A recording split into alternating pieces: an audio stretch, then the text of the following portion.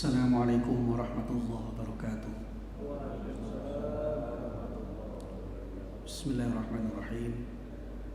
Ila hadratin Nabi Mustafa Muhammadin insyaallah sallallahu alaihi Fatihah.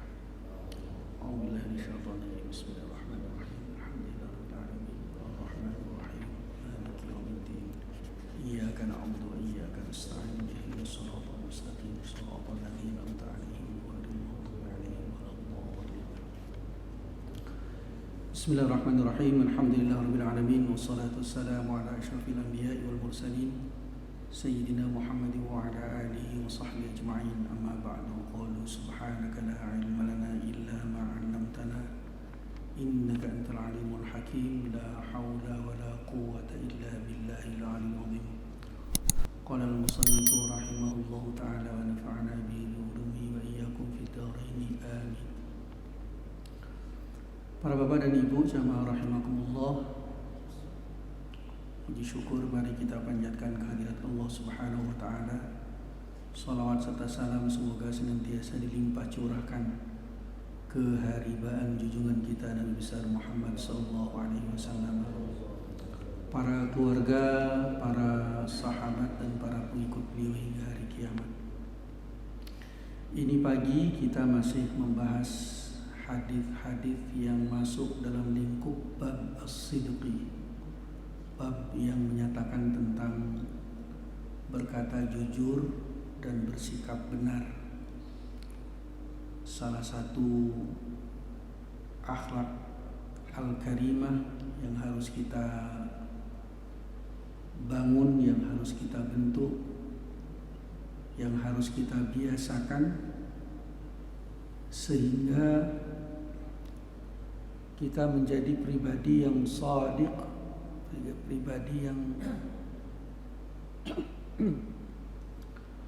pribadi yang dalam kehidupan kesehariannya dominan berkata jujur atau bersikap benar.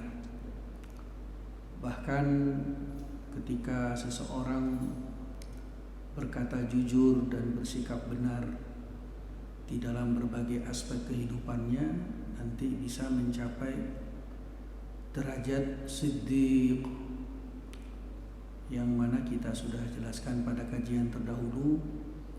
Di antara 4 golongan manusia dari kalangan orang mukmin yang akan memperoleh nikmat dari Allah, yaitu termasuk di dalamnya as-siddiq, as-siddiqin, kelompok orang-orang yang selalu dan kemudian senantiasa melekat pada dirinya sikap jujur, sikap benar dan berkata jujur. Jadi ada kelompok nabiyin, itu level yang paling tinggi, kemudian disusul kelompok as-siddiqin, kemudian yang ketiga kelompok asy-syuhada, dan yang di bawahnya lagi kelompok as-shalihin. Ada 6 hadis yang beliau masukkan pembahasannya dalam bab ini, dan terakhir kita sudah membahas tentang hadis di mana Rasulullah menuntut kita dengan tuntutan yang berstatus mandu untuk meninggalkan apa yang meragukan kita kepada sesuatu yang tidak meragukan kita. Da'ma yaribuka ila ma la yaribuk, fa inna as-sidqa tuma'ninatun wal kadhiba ribatun. Ada redaksi bunyinya juga boleh ma yuribuka ila ma la yuribuk. Jadi boleh dibaca yaribuk, boleh dibaca yuribuk. Walaupun memang menurut keterangan kitab ini yang lebih fasih, yang lebih tepat, yang lebih bisa diterima adalah membacanya dengan fathah, yaitu da' ma yaribuka, walaupun tetap dibolehkan membaca dengan dhammah. Tinggalkan apa yang meragukanmu kepada apa yang tidak meragukanmu, Kemudian maka sesungguhnya kebenaran baik itu dalam berkata maupun dalam bersikap itu tuma'ninatun akan menghadirkan ketentraman, kenyamanan di dalam hati kita. Dan sebaliknya wal kadhiba ribatun, dan sebaliknya kedustaan itu, berkata bohong, tidak jujur itu ribah, akan menghadirkan keraguan-raguan alias ketidaktenangan.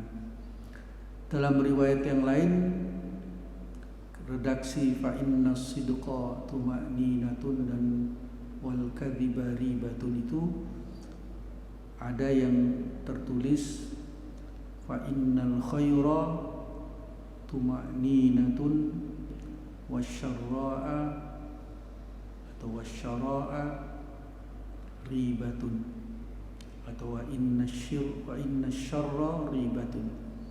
Jadi redaksinya agak beda dengan mengatakan bahwasanya kebaikan, maka sesungguhnya kebaikan itu akan mendatangkan ketentraman, kenyamanan, ketenangan di dalam batin orang yang melakukan kebaikan, dan sebaliknya keburukan atau kejahatan itu akan menghadirkan ketidaktentraman, keraguan-raguan.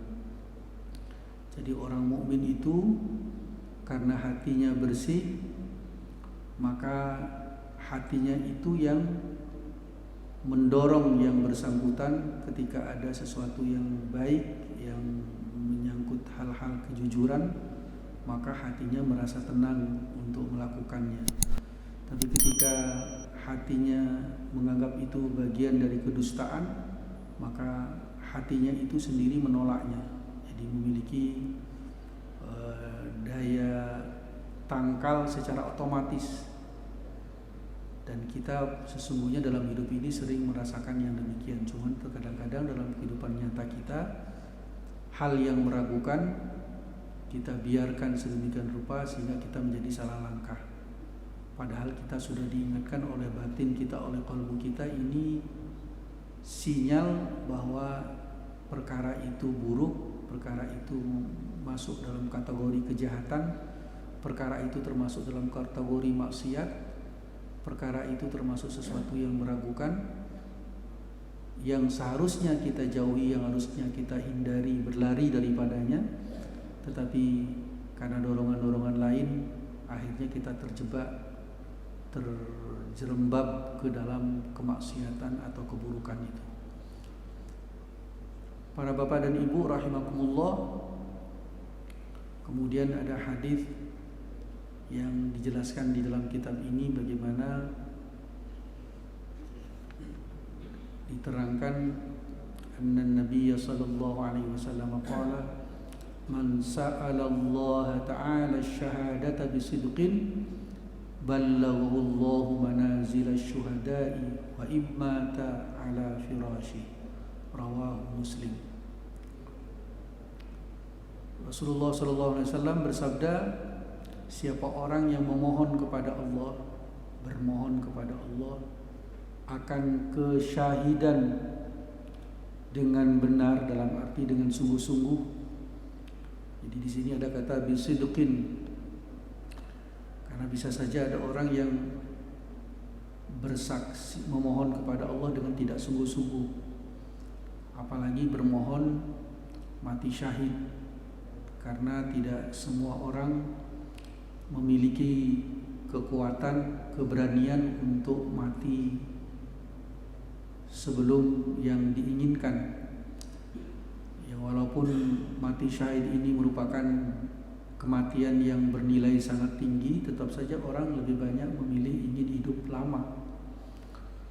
Nah, makanya di sini hadis mengatakan siapa orang yang bermohon kepada Allah agar meraih kesyahidan, tapi bisidqin, dengan benar, dengan sungguh-sungguh, tidak pura-pura, tidak setengah hati, tidak hanya lip service, tetapi memang sungguh-sungguh menginginkan mati syahid, ballaghahullahu, maka Allah akan sampaikan Manazilash syuhada'i, orang itu berada pada kedudukan orang-orang syahid,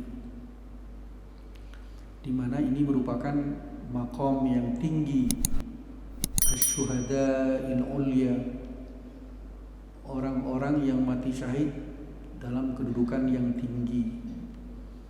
Di antara penjelasan Nabi, orang yang berstatus syuhada ini pasti masuk surga, bahkan sebagiannya ada yang levelnya bighairi hisab, tanpa hisab.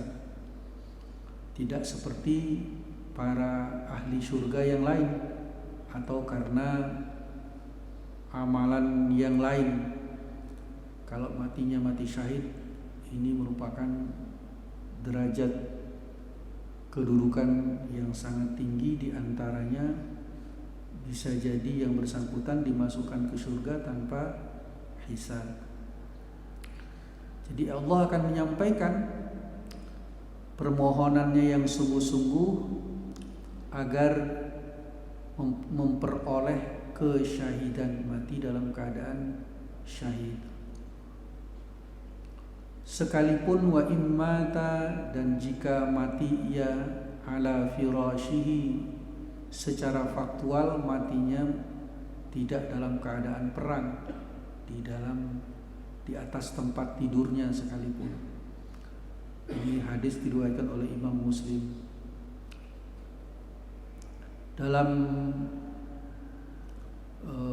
syarah dari hadis ini, kitab hadis ini, Dalilul Falihin nama kitab syarahnya, dijelaskan bahwasanya ini hadis memberi penjelasan kepada kita bahwasanya sidqal qalbi sababun li bulughil arabi, pakai hamzah, arabi bukan arabi, bahwasanya hati yang benar atau benarnya hati, sungguh-sungguhnya hati, luar dalamnya sama. Dia mengatakan ingin mati syahid dan memang di hatinya juga demikian. Tidak statement yang mengandung kepura-puraan.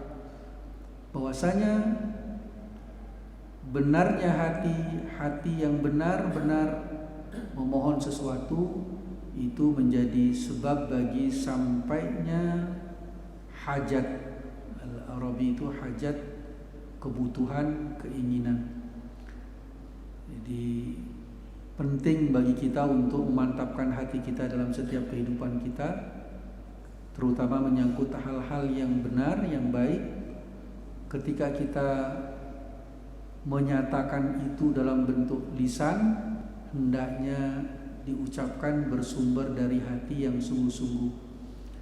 Kalau ini yang kita penuhi, maka kita akan dibantu oleh Allah untuk mencapai apa yang kita inginkan. Kesungguhan dalam hati atau benarnya hati ketika menyatakan sesuatu, menginginkan sesuatu, itu menjadi penyebab sampainya apa yang kita mohonkan dalam permohonan kita itu. Masalah apa saja, karena kita ini dianjurkan oleh Rasulullah SAW untuk memohon baik urusan-urusan yang penting maupun urusan-urusan yang kita anggap tidak penting, urusan-urusan yang serius atau urusan yang remeh-temeh. Sampai ada hadis yang menerangkan, mintalah kepada Allah walaupun dalam urusan bermohon agar tali sendalmu tidak putus. Jadi ini untuk menggambarkan kepada kita betapa kita diminta, diajarkan untuk berdoa, bermohon kepada Allah dalam segala urusan kita. Fa iza sa'alta fas'alillah, apabila engkau mau memohon, mohonlah kepada Allah. Kemudian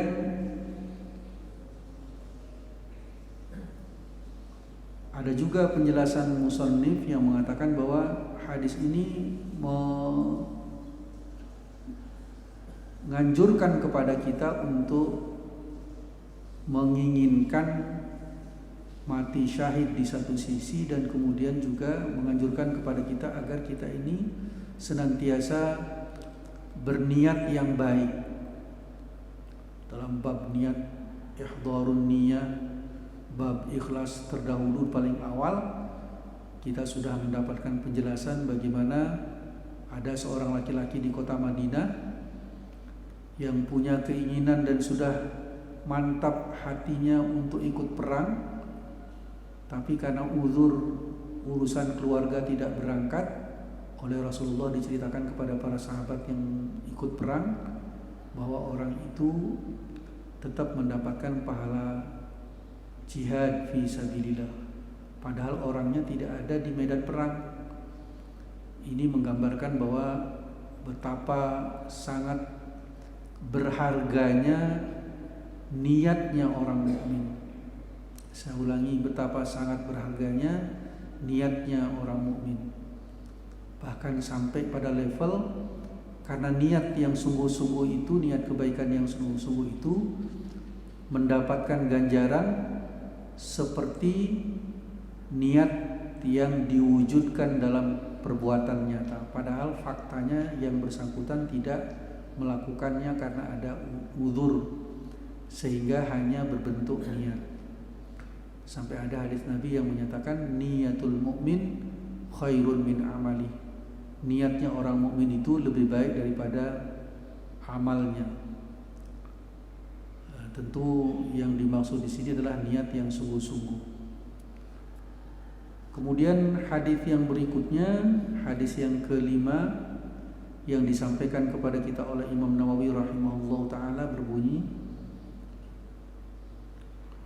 An Abi Hurairah radhiyallahu anhu qala, dari Abi Hurairah semoga ridha Allah atas beliau berkata, qala Rasulullah sallallahu alaihi wasallam, telah bersabda oleh Rasulullah sallallahu alaihi wasallam. Beliau menceritakan tentang salah satu nabi.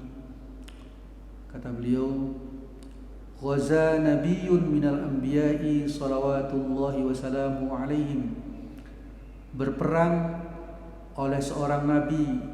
Biasanya yang dimaksud nabi ini nabi dari kalangan Bani Israel, dari nabi-nabi, semoga salawat dan salam atas beliau. Di dalam syarah saya temukan penjelasan, ada yang mengatakan bahwa nabi yang dimaksud adalah Yusha bin Nun namanya. Jadi Imam Asyuti menyatakan di dalam kitab tafsirnya yang dimaksud dengan nabi di situ adalah Nabi Yusha bin Nun. Jadi kita ingat di dalam benak kita bahwa ada riwayat yang menerangkan tidak kurang dari 124.000 nabi dan rasul. Cuman memang yang kita wajib ketahui di dalam akidah kita Ahlussunnah wal Jamaah yang 25 itu, sesungguhnya jumlah mereka mencapai 124.000. Nah, di antara nama yang tidak disebutkan secara rinci dan kita tidak dituntut menurut akidah kita untuk kita hafal atau kita ketahui, maka salah satu namanya itu adalah Yusha bin Nun. Ini berperang, faqala liqaumihi, maka beliau nabi ini mengatakan kepada kaumnya, la yatba'ni rajulun malaka bud'a imra'atin wa huwa yuridu ay yabniya biha wa lamma yabni biha. Jadi beliau membuat aturan, jangan ikut perang denganku oleh seseorang atau oleh seorang laki-laki yang masih menguasai akan dia oleh keinginan. Ini kalimat yang panjang ini intinya, ini bahasa halus ya, yaitu mengalamatkan laki-laki yang menikah, laki-laki yang ingin jima dengan istrinya padahal dia statusnya kira-kira pengantin baru lah. Jadi orang yang dalam kondisi kebelet ingin menggauli istrinya padahal belum tercapai keinginan itu dalam deklarasi Nabi Yusha bin Nun ini, orang yang seperti ini gak usah ikut perang dulu deh, selesaikan urusannya dengan istrinya, terutama yang berstatus pengantin baru. Karena dikhawatirkan, dalam penjelasan syarahnya saya temukan uraian yang menyatakan bahwa orang yang berperang dalam kondisi seperti ini pasti akan terbelah pikirannya, tidak fokus perang, separuh di rumah, separuh di medan perang. Dan model yang seperti ini tentu sulit untuk meraih kemenangan. Bagaimana orang yang disibukkan mikirin yang di rumah sementara dia berada di medan perang. Karena itu maka beliau Nabi Yusha' bin Nun ini melarang laki-laki yang masih dalam keadaan yang demikian. Hal yang sama juga ditujukan wala ahadun bana buyutan lam yarfa' suqufaha, dan jangan juga ikut kepadaku, ikut perang orang yang masih membangun rumahnya sementara atapnya belum selesai, atapnya belum diangkat, artinya belum dipasang. Jadi yang kedua yang dilarang ikut perang adalah orang yang masih disibukkan urusan papan, ngurusin rumahnya yang belum selesai. Sama alasannya, kalau orang yang masih seperti ini diajak perang pasti akan konsentrasinya tidak fokus, akan terbelah. Karena peperangan di zaman dulu membutuhkan konsentrasi yang penuh.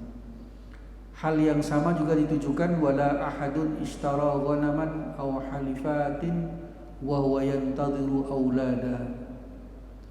Dan jangan juga ikut berperang bersamaku ini kali orang yang baru membeli binatang ternak atau unta-unta yang bunting, sementara dia sendiri sedang fokus menunggu kelahiran untanya yang lagi bunting.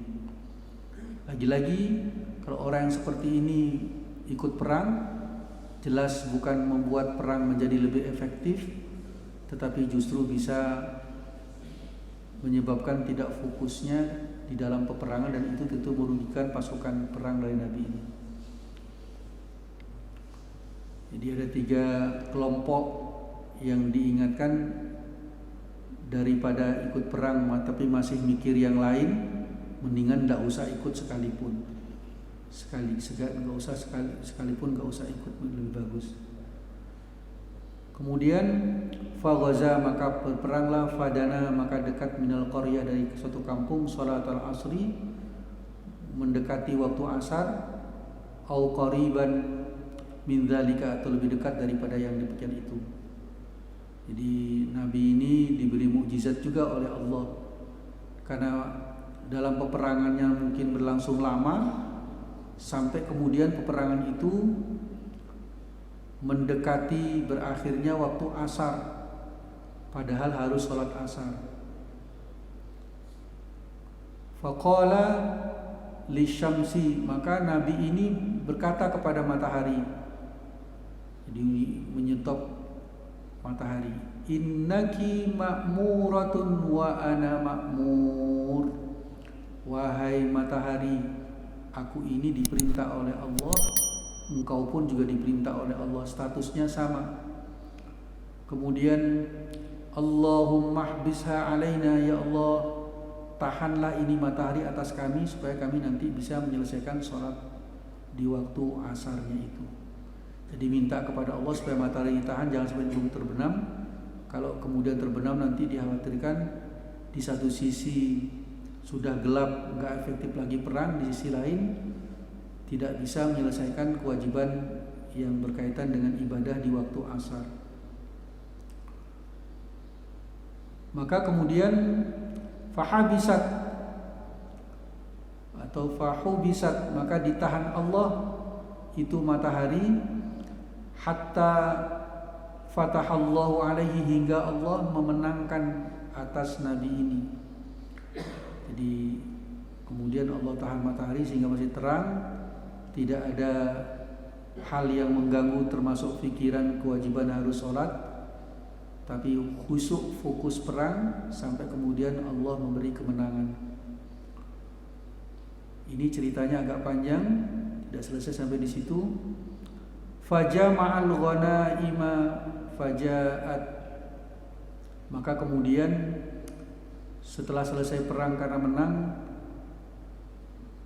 beliau mengumpulkan seluruh rampasan perang. Faja'at, maka datang yakni an-nara, yaitu api, litakulaha falam ta'amha.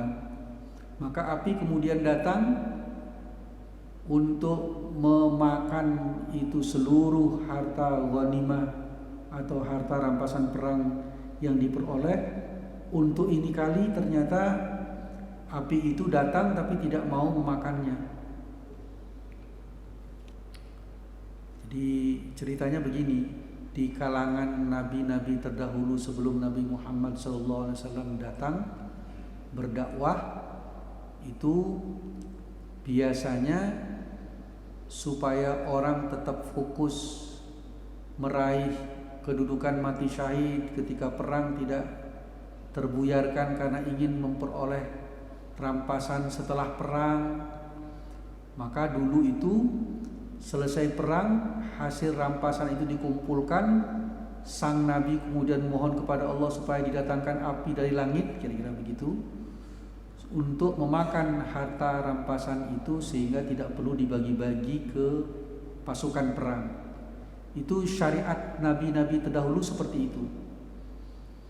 Nah, untuk ini kali yang terjadi adalah setelah selesai perang, rampasan perang dikumpulkan, api datang tapi api nggak mau memakannya, melenyapkan, menghanguskan itu harta rampasan perang. Tentu ini merupakan sesuatu yang tidak lazim, merupakan keanehan. Maka Nabi itu berkata, berkatalah beliau Nabi Yusha' bin Nun itu, inna fikum, sesungguhnya pada kalian ini benar-benar ghululan, ada yang tidak jujur, ada yang culas, ada yang curang, ada yang melakukan hal yang di luar dari yang seharusnya. Maksudnya di sini berarti ada pihak, individu, kelompok atau beberapa orang yang menyembunyikan sesuatu dari hampasan perang, sehingga karena itulah api yang biasanya langsung menyambar harta rampasan perang itu tidak menyambarnya. Jadi tegas ini Nabi ini. Falyubayi'ni, maka hendaklah ada seseorang dari kalian itu berbaiat kepadaku. Berbaiat untuk menyatakan bahwa di kelompok kami tidak ada yang curang, tidak ada yang gulul. Jadi satu-satu dibaiati, disalami, kemudian disuruh berikrar. Falyubayi'ni min kulli qabilatin rajulun. Sini berbaiat kepadaku setiap qabilah satu orang mewakili, karena tentu pasukannya banyak ini. Falaziqat yadu rajulin biyadihi, maka menempellah tangan seseorang kepada tangannya yang Nabi yang membaiatnya. Kemudian faqala inna fikum, jadi beliau menggunakan mukjizat yang Allah berikan kepadanya untuk tahu kalau yang ini disalami ternyata nggak ada apa-apa, berarti masih ada yang lain. Terus akhirnya disalami yang lain-lain, kelompok-kelompok yang lain-lain. Kemudian inna fikumul ghulula faltubayi'ni qabilatak.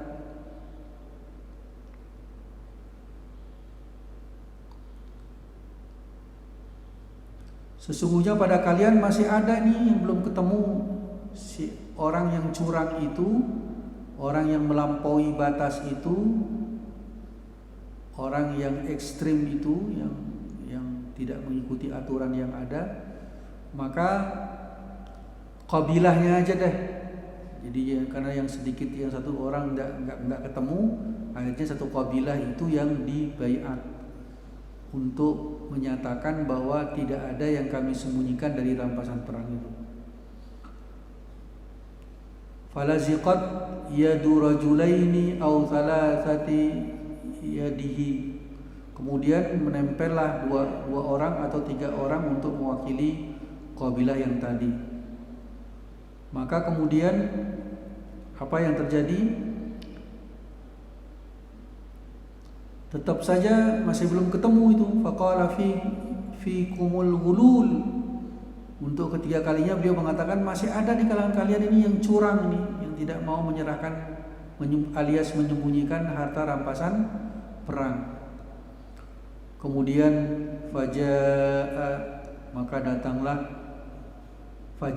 maka mereka datang bi ra'si mithli ra'si baqaratin minadz-dzahabi fawada'ahu. Akhirnya sudah ke pojok seperti itu, datanglah sekelompok orang dengan membawa seukuran kepala sapi berbentuk emas, maka kemudian meletakkannya di tempat di mana dikumpulkan harta rampasan perang.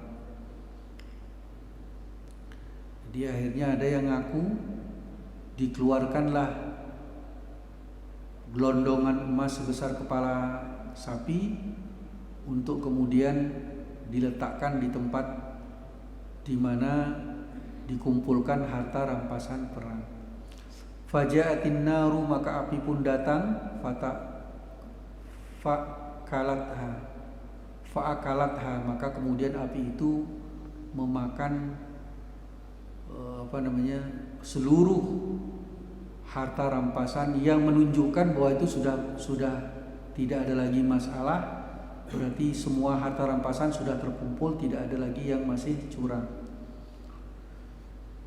Kemudian Rasulullah menyampaikan kepada kita, falam tahillal ghanaimu li ahadin qablana, maka tidak halal bagi seorang pun dari pasukan yang berperang sebelum kita, kata Nabi.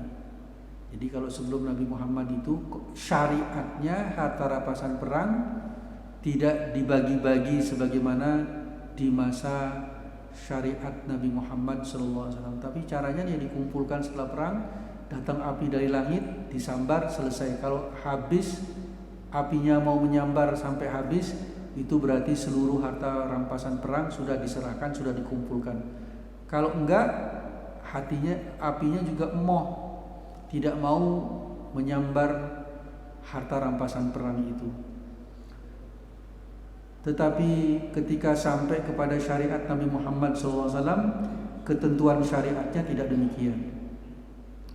Ketentuan syariatnya menyatakan bahwa selesai perang dibagi-bagi, diantaranya 1/5 untuk Allah dan Rasulnya.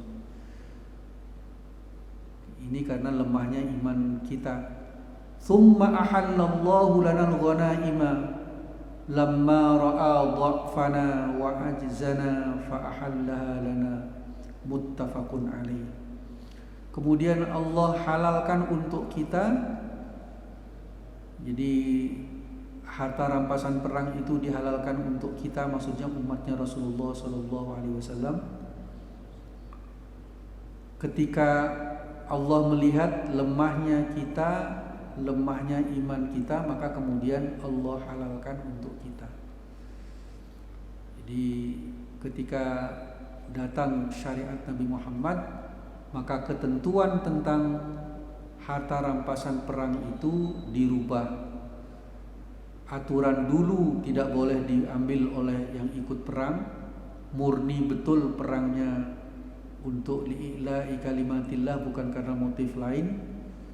Maka setelah umatnya Nabi Muhammad, setelah syariat Nabi Muhammad, itu dirubah dengan ketentuan justru harta rampasan perang itu dibagi-bagi sesuai dengan aturan ghanimah, aturan rampasan perang. Ya, di antaranya yang disampaikan oleh Nabi karena melihat lemahnya iman kita. Jadi Dalam arti kalau tidak diberi bagian ghanimah, bisa saja semangat perang kita tidak sehebat kalau diberi ghanimah. Ya masih campur-campur lah. Belum mau berperang 100% untuk atas nama Allah tanpa menerima pamrih apapun. Yang nanti kita sudah terangkan pada kajian terdahulu tentang bab sabar, sampai ada yang karena mungkin keinginan memperoleh ghanimah setelah perang menang, Nabi pun kemudian sampai diingatkan, Nabi harus adil ya, kira-kira begitu. Sampai Rasulullah terpancing mengatakan, kalau saya nggak adil, siapa lagi yang mau dilakukan adil? Itu artinya memang orang yang bersangkutan protes kepada Nabi, tidak terima kalau salah seorang sahabat menerima banyak bagian dibandingkan dengan yang lain. Nabi sampai ditegur oleh orang ini sebagai bentuk protes karena anggap Nabi nggak adil. Karena memang di zaman Nabi, sejak Nabi Muhammad SAW, harta rampasan perang itu memang dibagi. Kemudian para bapak dan ibu rahimakumullah, hadis yang terakhir tentang bab sidq ini, yaitu saya potong saja kalimatnya. Aslama amal fathi, ada seorang yang bernama Abi Khalid, yang nama lengkapnya Hakim bin Khalid bin Hizam. Hakim bin Hizam, orang yang masuk Islam di hari Fathu Mekah. Wa abuhu, dan bapaknya, min sadati Quraisyin jahiliyatan wa islaman, dan bapaknya ini termasuk tokoh Quraisy baik di masa jahiliyah maupun setelah menjadi orang Islam. Jadi ada orang namanya Hakim bin Hizam, bapaknya beliau ini adalah tokoh Quraisy. Saya baca di syarahnya itu hidupnya 120 tahun umurnya, tapi diparuh dua, 60 tahun masa jahiliyah, 60 tahun masa Islam. Jadi separuh umurnya pernah hidup dan kemudian mengikuti ajaran jahiliyah, tapi kemudian 60 tahun berikutnya mengikuti ajaran Islam sebagai seorang mu'allaf. Jadi paruh-paruh umurnya itu, paruh kafir kira-kira begitu, dan paruhnya Islam. Kemudian kata Rasulullah, qala Rasulullah sallallahu alaihi wasallam, al-bay'ani bil khiyari ma lam yatafarraqa. Ini biasanya hadis ini masuk di dalam bab fikih ketika membicarakan tentang jual beli, yaitu tentang khiyar. Tapi di sini diangkat tentang pentingnya jujur. Orang yang berjual beli, dua pihak yang jual beli itu adalah orang yang absah jual belinya, dibolehkan memilih selama mereka berdua antara penjual dengan pembeli belum berpisah. Ini namanya khiyar majelis kalau dalam fikih. Selama yang bersangkutan masih ada di lokasi dia bertransaksi, maka dia diberi kesempatan untuk melanjutkan jual belinya, deal atau tidak deal. Ini namanya khiyar majelis. Nanti ada yang disebut dengan khiyar aibi. Orang yang bertransaksi kemudian ditemukan aib, ada yang salah, ada yang tidak cocok dengan kesepakatan, ada yang kurang, ada yang cacat, maka kemudian selama muncul cacat itu boleh dikembalikan. Itu namanya khiyar. Kesempatan memilih untuk deal atau no deal. Oke atau enggak oke, ya atau tidak ya, setuju atau tidak setuju antara dua pihak, pembeli dan penjual. Nah, kalau dipenuhi ini dengan fair, fa in sadaqa wa bayyana, jika dua orang antara pembeli dan penjual ini jujur, tidak curang, apa timbangannya kurang atau spesifikasi barang yang disampaikan oleh penjual melalui iklannya sekian item, ternyata ada beberapa item yang nggak terpenuhi dilihat oleh si pembeli, itu namanya khiyar aibi atau khiyar majelis. Kalau dia masih ada di majelis itu belum berpisah, namanya khiyar majelis. Kalau dia itu benar transaksi jual belinya antara si penjual dengan pembeli, wabayyana, dan fair menerangkan keadaan barang yang dijual beli itu tidak ada yang ditutup-tutupi, apalagi maksudnya untuk curang, urika lahuma fi bainihima, maka Allah akan beri keberkahan bagi si penjual dengan si pembeli di dalam transaksinya itu. Jadi kalau kita ingin berkah hasil dari jual beli kita ketika kita bertransaksi, maka caranya ia tidak boleh ada kecurangan. Apakah itu takaran, apakah itu timbangan. Ini penyakit orang berdagang itu karena ingin peroleh untung, sebagaimana yang dijelaskan oleh Allah dalam Al-Quran di dalam banyak ayat, di banyak surat mengenai kecurangan yang ada di kalangan pedagang. Wailul lil mutaffifin, celakalah bagi orang-orang yang tidak jujur, orang-orang yang curang.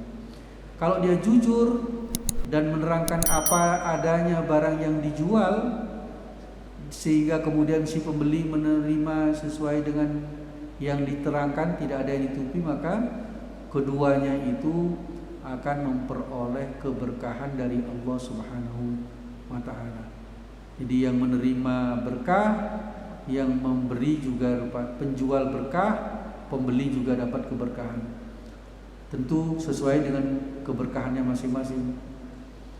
Keberkahan penjual, maka dia harta yang hasil jual belinya itu memiliki nilai tambah, manfaatnya bisa lebih banyak, kualitasnya bisa lebih tinggi harta yang diperoleh dari menjual dengan jujur bagi si pembeli, maka tentu ada rasa tenang di dalam hatinya menggunakan barang itu, tidak ada rasa curiga, dan tentu barang yang dibeli pun menjadi barang yang berkualitas tinggi, tahan lama, banyak manfaat dan lain sebagainya. Kemudian kata Rasulullah, wa in katama wa kadzaba, jika keduanya ada yang disembunyikan oleh keduanya, kemudian berdusta salah satu dari keduanya, maka kata Rasulullah sallallahu alaihi wasallam, muhiqat barakatu bai'ihima, akan dihilangkan, akan dihapuskan keberkahan antar keduanya, jual beli keduanya. Rawahu muttafaqun alaih. Jadi ini jelas merupakan ketentuan dari Rasulullah, ajaran akhlak. Sekalipun kita ini orang yang tidak bisa lepas dari yang namanya transaksi, yang ingin ditanamkan kepada kita oleh Rasulullah adalah bertransaksilah dengan jujur, jangan curang, jangan culas, jangan pat-pat gulipat, ya. Berlakulah dengan jujur, karena itu akan mendatangkan keberkahan. Sebaliknya kalau tidak jujur, maka kata Rasulullah akan dihapus, dihilangkan dengan segera. Itu arti muhiqat, dihilangkan dengan segera keberkahan dari transaksi jual beli antara si penjual dengan si pembeli. Mudah-mudahan ini ada manfaatnya. Mari kita bangun pada diri kita untuk bersikap benar dan berkata jujur dalam berbagai hal. Dan tentu kita tahu memang ada beberapa titik, ada beberapa kondisi kita dibolehkan untuk tidak jujur, tapi kita ini sedang membahas kejujuran, maka kita harus berusaha untuk mengikhtiarkan diri kita, terutama ketika kita bertransaksi apa saja, jangan melakukan kecurangan, ketidakjujuran, karena itu akan menghilangkan keberkahan. Wallahul muwaffiq ila aqwamit thoriq. Assalamualaikum warahmatullahi wabarakatuh.